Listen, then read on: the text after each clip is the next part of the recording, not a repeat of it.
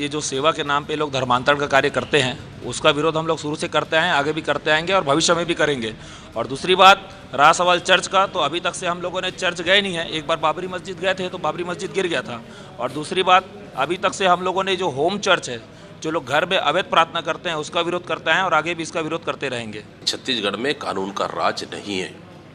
थाने में घुस के मार रहे हो, आपको अधिकार किसने दिया? फिर धर्मांतरण के नाम से इस तरह का हवा बनाकर, माहौल बनाकर, डर और भय पैदा कर सिर्फ अपनी नाकामियों को छुपाने के लिए इस तरह की हरकतें सरकार कर रही है। निश्चित रूप से जो भी व्यक्ति कानून तोड़ने वाला हो, सरकार को निष्पक्ष रूप से कार्रवाई करनी चाहिए। मामले में पीसीसी चीफ दीपक बैज ने कहा कि धर्मांतरण के मामले में भाजपा सरकार माहौल बिगाड़ने का काम करती है। प्रदेश में लॉ एंड ऑर्डर की स्थिति बिगड़ी हुई है।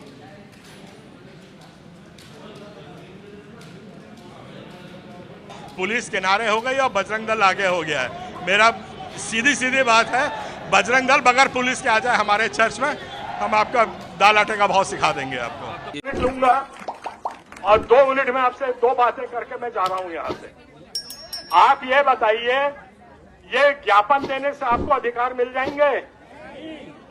कोर्ट में जाकर के संविधान के गुण गाते रहेंगे तो हमको पेशी के सिवाय कुछ नहीं मिलेगा। गलत बोल रहा हूं तो जूते मार देना मेरे को यहीं पे। आज समय आ गया है कि हमको अपने अधिकार सीना चीर के, हाथ डाल के निकाल के, खींच के निकालना है। कोई हालत में हमको अब ये जंग वापस नहीं लड़नी है। और फोरम ने दिखा दिया है कि हमने जितने बार जंग किया है उतने बार हमने सफलता पाई है। ये मेरी सफलता नहीं, आपकी सफलता नहीं, हमारे परमेश्वर की सफलता है। तो हमको मिली, परमेश्वर के वचन को पीछे मत जाने देना। आज उसी के बल पे हम जिंदा है, आज उसी के बल पे आप जिंदा हो और उसी के बल पे आज संविधान जिंदा रहेगा। और किसी में दम नहीं है कि उस संविधान को जिंदा रख सके। आज आप लोग संघर्ष के लिए तैयार हो जाइए। गांव में हम लोग कहते थे दही तुलसा खा के आया हो, दही कुल्सा खा के आ जाओ। अब हमको आर पार की लड़ाई लड़नी है। ये लल्लो तप्पो बहुत हो गया, हम देख चुके हैं।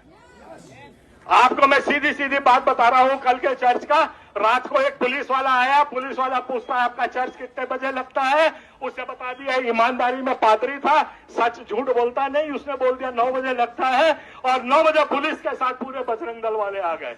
मैं चुनौती देता हूं बजरंग दल वालों, अगर तुम में हिम्मत है तो पुलिस को मत बुलाना और हमारे चर्च में आ जाना। हम दिखा देंगे कि तुम्हारा कितना दम या बाजुए कातिल में है।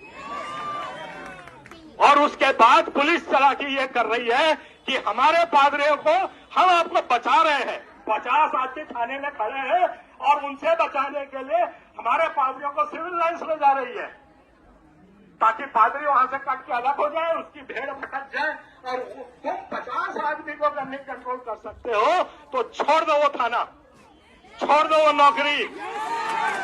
अगर राज्य सरकार हमको लॉ एंड ऑर्डर मेंटेन नहीं कर सकती है, मैं चुनौती देता हूं हमारे गृह मंत्री को, गृह मंत्री जी आप होश में आ जाओ।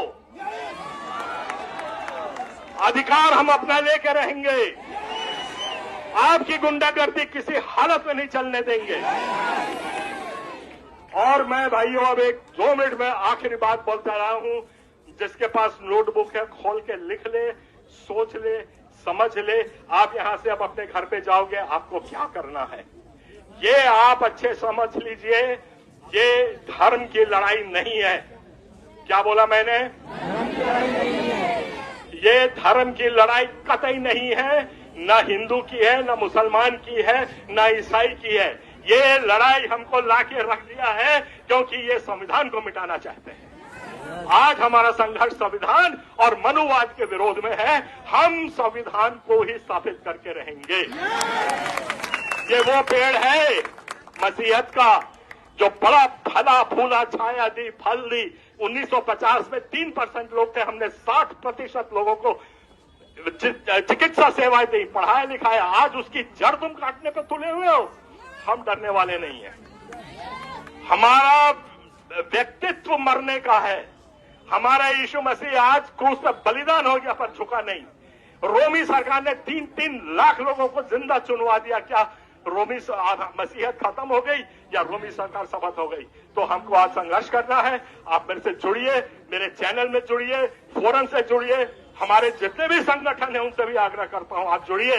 अब ये समझ है कि हमको एक आवाज होकर के आज गले के अंदर हलफ में अपना हाथ डाल के अपने अधिकारों को निकालना है।